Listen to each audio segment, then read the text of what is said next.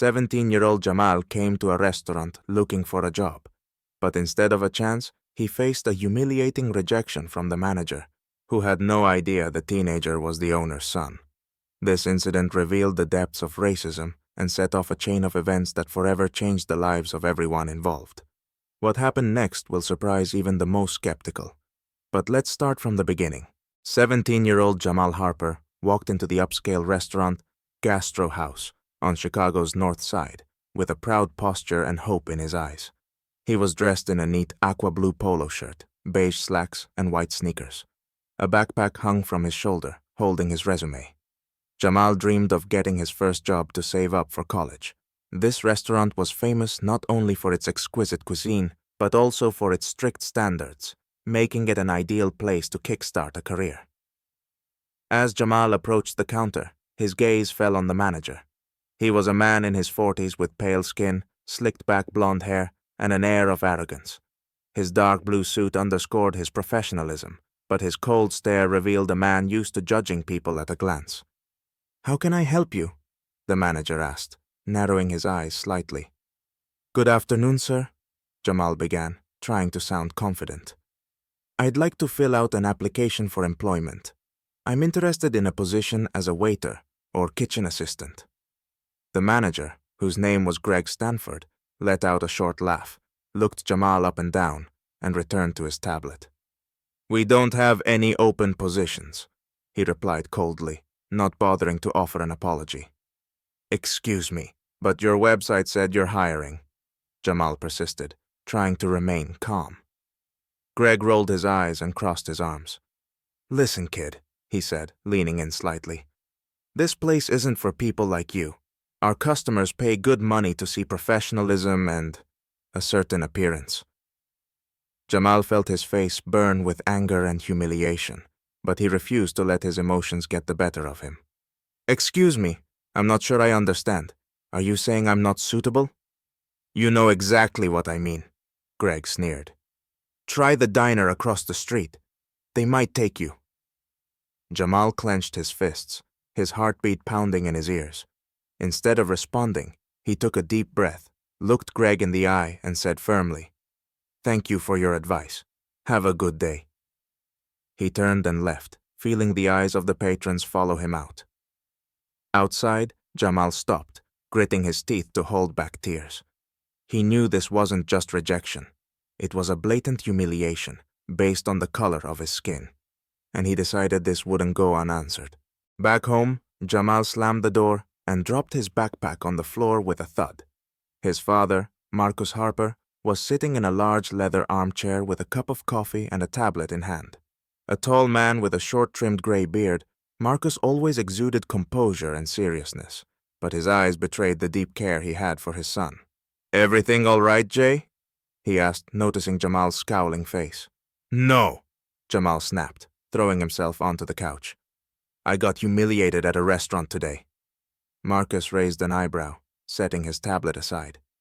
"Tell me what happened." Seething with anger, Jamal recounted the entire conversation with Greg, leaving nothing out.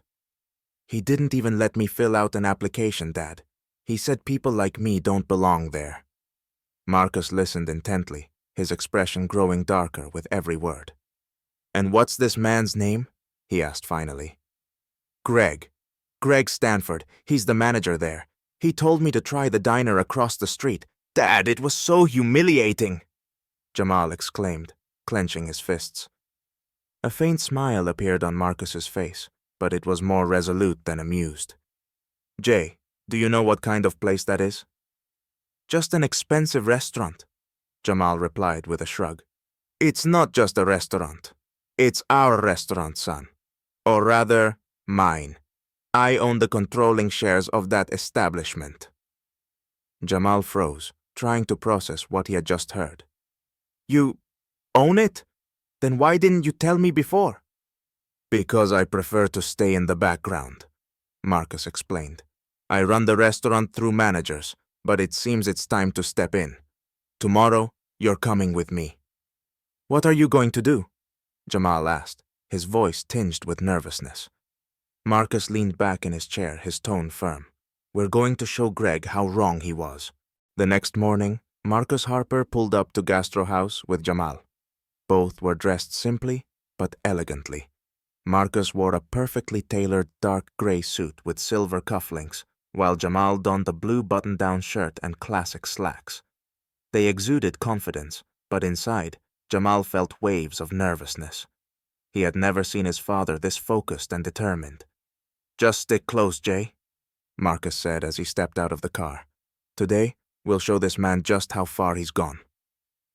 When they entered the restaurant, the staff straightened immediately, as if royalty had just walked in. Greg Stanford, dressed in his usual suit with his typical cold expression, stood at the counter talking to a waitress. His face lit up with a professional smile when he saw Marcus. "Mr. Harper, what an unexpected honor!"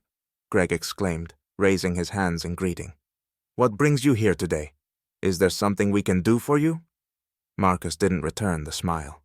His eyes narrowed, and his voice was steely. "Yes, Greg, you can explain something to me. Where's your office? We need to talk in private." The staff froze, and the waitress quickly excused herself, sensing the tension. Greg hesitated, nervously licking his lips, then nodded. "Of course, sir. Please, follow me." They walked through the restaurant to a small room behind the kitchen. Greg closed the door and tried to play his usual charm card. "If this is about the new equipment, This is about my son, Greg." Marcus cut him off sharply. "Yesterday he came here to apply for a job. Do you remember him?" Greg's face went pale. He took a step back, realizing Marcus wasn't interested in excuses. I may have spoken to him," he stammered, forcing a smile. "But I didn't know he was your son, sir. I can reconsider." "And if he wasn't my son?" Marcus's voice dropped low and threatening. "Would you still have humiliated him? Refused to give him a chance? Don't lie to me. I have witnesses. You didn't just turn him down, you mocked him." I was just trying to maintain standards," Greg stammered, starting to unravel. "You know how important image is." "Image?" Marcus's voice rose slightly. "You're using racist prejudices as an excuse for your cruelty. You represent this restaurant, Greg, which means you represent me. And what you did not only hurt my son, but also damaged this establishment's reputation." Greg swallowed hard, attempting to justify himself. "This was a misunderstanding, sir. I'll fix it." Marcus leaned in, his voice icy. "You'll fix it right now. You'll go out there and apologize to my son publicly, in front of the staff and customers. If you don't, your career here is over." Greg wanted to argue, but realized he had no choice. He nodded and muttered quietly, "Yes, sir." Marcus turned and walked back to the main hall, where the staff and some patrons were already watching with curiosity. "Everyone, gather in the main hall," Marcus said loudly. "We need to have an important conversation." Within minutes, the restaurant staff had gathered in the main hall. Chefs emerged from the kitchen. Waiters stood near the tables, and some patrons observed the unfolding scene with interest. The atmosphere was tense. No one knew what to expect, but everyone sensed something significant was happening. Jamal stood in the center of the room next to his father, trying to appear calm, though his heart was racing. He watched as Greg emerged from the office, shoulders slumped, his face pale. His confidence was gone. He looked like a man who had just been put in his place. Marcus raised his hand to get everyone's attention. His voice was loud and clear. "Yesterday, my son, Jamal Harper, came here to apply for a job. He was met with disrespect, humiliation, and racial discrimination. The manager of this establishment, Greg Stanford, decided he had the right to judge someone without even getting to know them. This is unacceptable." The room fell silent.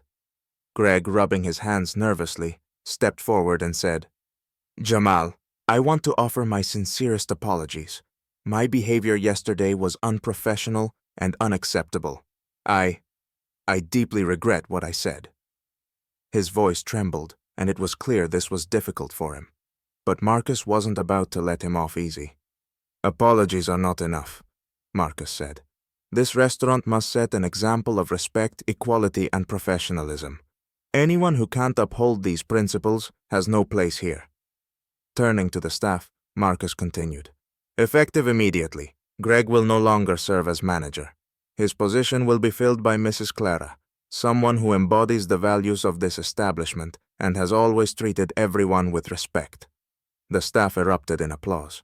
Clara, a warm and kind woman in her 50s, stepped forward, visibly touched by the trust placed in her. Marcus addressed the patrons. We are proud to welcome every person to our restaurant, and we want you to know that here, everyone is valued, regardless of their background, skin color, or status. As Jamal saw the smiles of the staff and customers, he felt a swell of pride. Later, he started his first shift under Mrs. Clara's guidance. Social media exploded with videos taken by witnesses, and Gastro House became renowned as a place that stood for justice. At the end of the day, Marcus placed a hand on his son's shoulder and said, "You did it, Jay. You showed that standing up for your rights matters, and I'm proud of you."